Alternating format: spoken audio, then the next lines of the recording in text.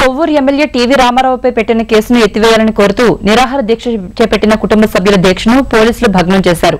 రాత్రి ఎమ్మెల్యే కుటుంబ సభ్యుల్ని పరీక్షించిన డాక్టర్లు వారి పరిస్థితి విషమించిందని తేల్చడంతో వారిని యశోద ఆసుపత్రికి తరలించారు.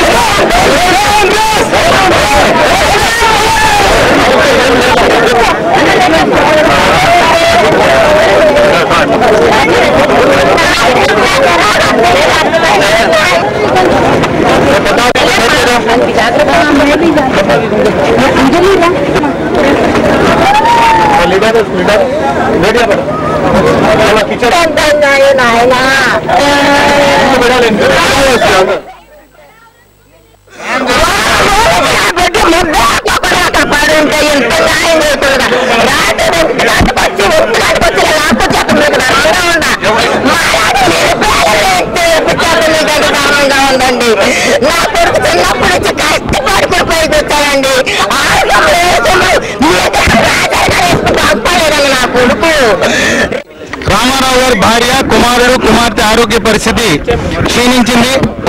పోలీసు వాళ్ళు వచ్చి బలవంతంగా గాంధీ హాస్పిటల్ తీసుకెళ్లాలని నిర్ణయిస్తే వారి ఎమ్మెల్యే గారు నాకు ప్రభుత్వ హాస్పిటల్ మీద నమ్మకం లేదు, ప్రాణహాని ఉంది, నాకే కాదు నా కుటుంబ సభ్యులు కూడా ప్రాణహాని ఉంది, కనుక నేను ప్రైవేట్ హాస్పిటల్లోనే మా కుటుంబ సభ్యులకి చికిత్స చేయించడానికి నాకు సమ్మతంగా ఉందని చెప్పడం జరిగింది.